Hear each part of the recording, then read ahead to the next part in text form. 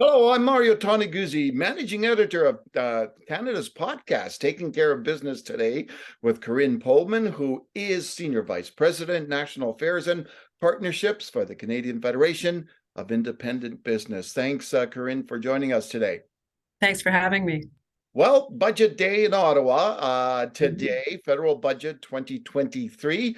First off, Corinne, let me ask, I guess, overall, what CFIB's thoughts were on what came out today. So, from a small business perspective, we can say that there were definitely a couple positive things that came out of today's budget, but also I think quite a few missed opportunities to improve things for small businesses at the same time. So, mixed budget in that regard, but definitely some good stuff too. Let's start with the good stuff. Sure. What were you happy with?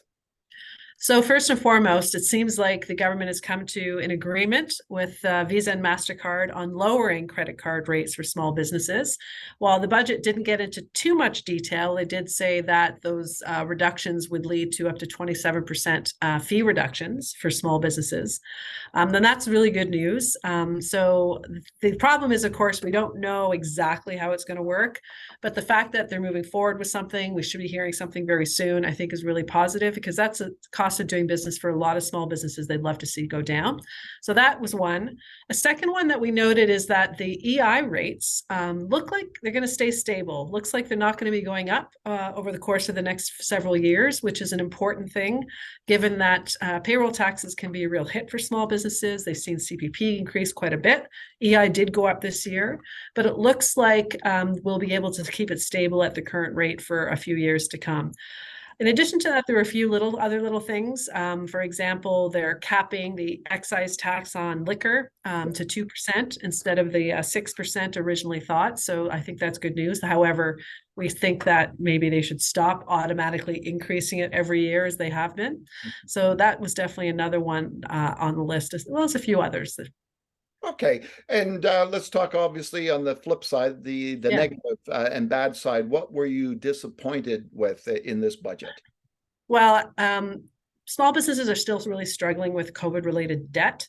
We were hoping to see something to help alleviate some of that debt. And certainly we saw a grocery rebate to help Canadians with inflation. There was no sort of equivalent for small companies in that regard. So no relief on CEBA, for example. We were hoping that the Canada Emergency Business Account loan, which is coming due at the end of this year, would maybe get extended. There was no mention of that and no discussion on how small businesses might be able to be helped in dealing with that debt. So that was disappointing. Furthermore, we're concerned about the growing debt and deficit in Canada. We see another $43 billion deficit this year. There's just deficits going forward from what we can tell. There doesn't seem to be, at least in the time horizon, any plan to get back to a balanced budget.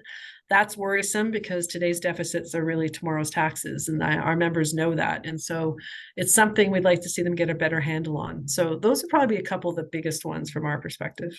I like that line. Today's deficits are tomorrow's taxes. That's a good tagline for somebody. So where do we go from here? It's been a tough and challenging time for small business across Canada over the last, say, 3 years. After today's budget, is it going to be tougher for small businesses, the same, or a little better? Well, it's hard to say until we know the details of that credit card agreement. So I think if that actually is broad-based and it allows many of them to really feel a tangible reduction in their credit card fees, I think that could be a good thing. Of course, however, we do worry about what's going to happen with all that debt. And, we're going to continue to push the government to do something about the CEBA loans going forward, as well as doing more to sort of curb what the costs are for small businesses these days. They are also dealing with inflation and rising costs, and we need to think a bit more about how we make sure to keep them stable, as they are the foundation of the economy in Canada. And if they're not stable, the entire economy is not going to be stable. All right. Thanks, Corinne, for joining us today. Thank you.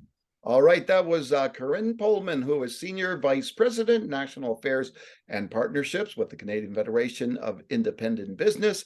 I'm Mario Toneguzzi, Managing Editor of Canada's podcast, Taking Care of Business Today. Thanks for joining us.